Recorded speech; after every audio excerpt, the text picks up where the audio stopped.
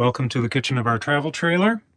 Last summer, I replaced this propane and carbon monoxide detector. And then about 6 months later, I got an email from Amazon telling me that this was a counterfeit. And so I ordered what I hope is the official correct model from MTI Industries. And we're going to open this box, see what the differences are, and probably swap them. Okay, let's get this box open.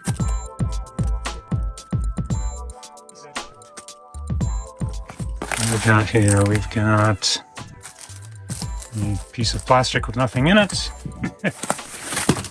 Good job. So this is the new detector, hopefully the correct detector. And I'm telling you, boy, does it look identical. And first thing I'm going to do, you don't have to do this, but I'm going to remove this drawer. A little tricky to feel. You know, these tabs that you either lift or depress, and then the drawer will come out. Close that. And the detector is just held in by 2 screws on either side.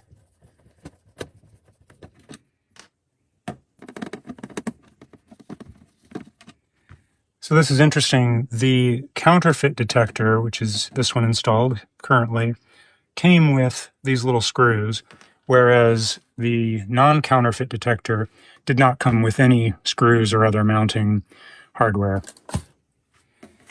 So I'm going to pull this out.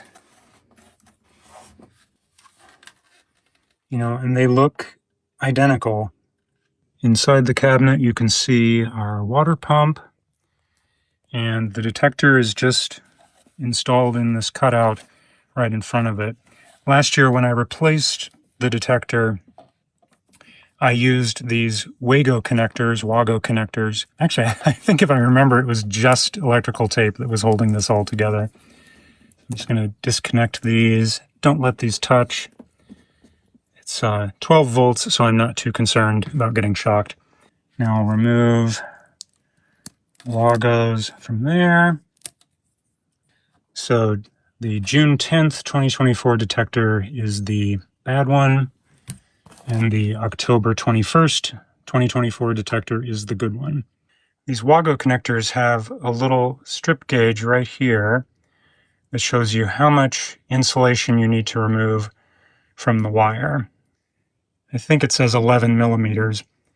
I don't know what that is in inches, but I found that you can pretty much eye this and get close enough. I don't know if they still make these wire strippers, but I absolutely love these things. It's so handy and quick. So now you can check the length. So I need to trim off some more. I found that when I'm doing a lot of electrical at the same time, you really get into the flow and you get good at finding the length. All right, that's pretty good. So I'll stick that in one side,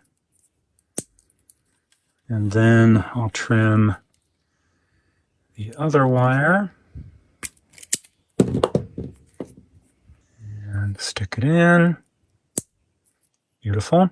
And now we just need to connect the red wire to the power lead, which in this case is this white wire that has a purple and I think blue stripe on it. Your fused lead might be a different color. And then the black wire goes to the ground, which is a plain white wire. That's pretty universal, but not guaranteed on trailers. And after connecting those wires, you can see that it's already doing its startup routine, flashing green. And it says after connecting the power supply, you're supposed to wait 10 minutes for warm-up and then test the alarm. So I think while we're waiting for that, I'm going to install it back in the hole. Just tuck these back in.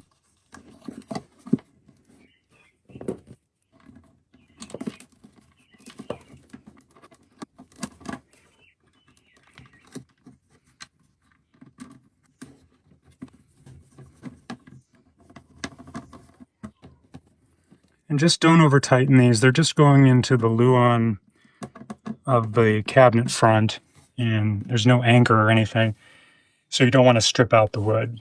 Now just reinstall the drawer, which again you probably don't need to remove, and your alarm may be in a completely different location. You just slide this runner forward and it clips in. Found that you need to close it once, and then the second time it closes it'll be much smoother.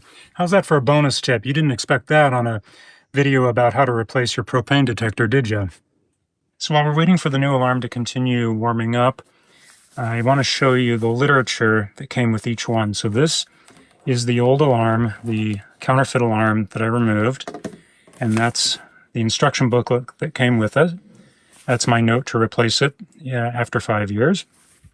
And this is the booklet that came with the official alarm from MTI Industries. You can see a couple small differences, like the logo has a different background color. The type is a little bit different size, but I think all of the information is basically identical. The one big difference is the official documentation is all nicely laid out and folded, and the counterfeit one is just badly folded and badly printed. So that might have been the only giveaway. You can see the folding, it's just not folded in the right way. But otherwise, they appear to be identical, and who knows, this one might actually work, but MTI is not going to guarantee it. It was a lot cheaper though. All right, the green LED has stopped flashing, and I'll read the instructions so you don't have to. Each time the unit is first powered up, the CO sensor requires a 10 minutes initial warm-up period to clean the sensor element and achieve stabilization. The green LED indicator will flash on and off during the 10-minute warm-up period. This unit cannot go into a CO alarm during the warm-up period. After the warm-up period, the green power on indicator should glow continuously. This is normal.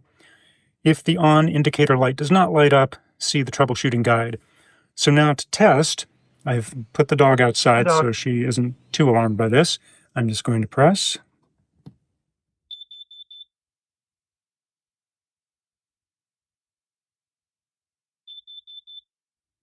If the alarms go off, it's going to prioritize the propane, but you could have a simultaneous carbon monoxide and propane leak.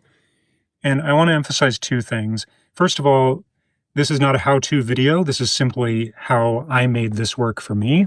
Your experience is going to be different depending on your RV. And secondly, when you push this test button, it's only testing the circuitry. It's not testing the actual ability of the detector to detect either carbon monoxide or propane gas. The manual even says if you want to actually test it, then you need to provide a source of propane or carbon monoxide in order to get a true test. I'm not going to do that today, even though I love you. So I hope you enjoyed this video and got some value out of it. If you did, please hit the like button and feel free to subscribe.